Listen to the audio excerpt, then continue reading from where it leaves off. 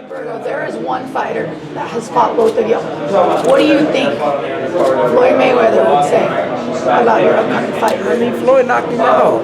Floyd, Floyd almost stopped him after 3 rounds. Floyd knocked him out? You said that's what you said? Yeah, Floyd knocked him out, and after 3 rounds, Floyd almost stopped him after 3 rounds. He's taking, taking hella punches, and everybody was thinking they were gonna stop it after 3 rounds. You know what I'm saying? But like I say, Floyd knew what it was on this situation. Like I say, he knew I was gonna come at him, and I was gonna come at him like a dog all night. I wasn't gonna let the atmosphere shake me at all. I'm in there, and like I say, like in the clinch, I'm talking to him through the fight. I'm like, dude, you say you're gonna come and beat me up, you're gonna knock me out. This what we doing? I think, Floyd, this is what we doing? We dancing all night? This is what we doing? Oh, shut up. Shut up. Shut up. Shut up. I'm like, You were telling that during the fight. Yeah, I said, look, I caught you. You bleeding, shut up. Shut up. Like I said, it's a different situation. I mean, I went into that fight. I know I had, everything. Everything against me. Like I said, he picked the referee, he picked the judges. It's his MGM brand. It's his promotion.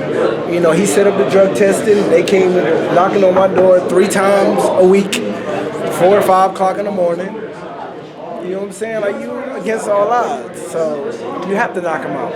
You know what I'm saying? So if you don't knock him out, man, you gotta at least just let him know you're there. Like, listen, man, I'm here. You know what I'm saying? I ain't going nowhere all night.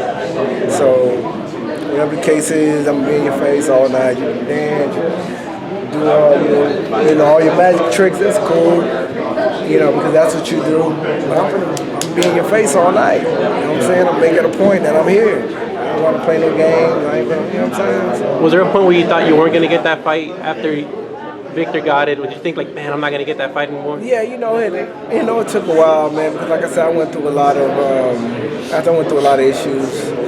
Like I said, my situation after the Victor fight, like I said, I just haven't really went into it, so much on how everything kind of just fell to the wayside for me. Like I said, I did some things in that camp that continue to affect me years down the line, physically. Can you talk about what those things are? Or? I mean, it was.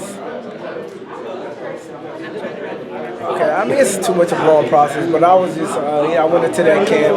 I'm always trying to find like the best way to try to improve what we're doing, and I seen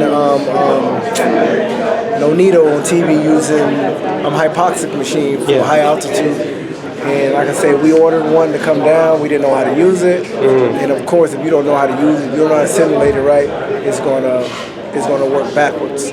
So instead of it improving your endurance, it's going to stress your organs because it's very powerful. You know what I'm saying? So we went into camp, just me and my brother using it, just thinking that we're doing what we're doing. And I just messed the whole situation up. And within that camp, stressed out all my organs, stressed everything out. When it comes to my liver, my kidneys, just everything. And just going into that fight, I knew, I did something wrong, and like a week before the fight, I can barely go 2 rounds of sparring, because, like I said, I pulled so much from like my kidneys and my liver, and all my iron was depleted, everything. Everything was depleted from this machine because I used it completely wrong. Like I say, it's very, very, very strong. That was for the Ortiz fight. So going into that, all the damage was already done, and we realized it probably like a week or 2 into the fight when I almost passed out being on the machine. And I'm like, and like I said, from that fight, I left that fight to go see, Victor Conti, which the only person I knew that knew about the machine, and he just was like, yeah, you did it completely wrong. And they did my blood test, and they seen I was all fucked up, and it carried on to the next fight, Guerrero fight. Like the first fight that I actually really sought out, because since the Ortiz fights, I've been trying to seek out help to try to heal it all up. And I finally found somebody who knew what they were doing before the Mayweather fight. And she worked for me, and she worked with me for like like 4 or 5 months before the Mayweather fight. You know, healed a lot of the situations up. And going into that camp, I was still in the healing process.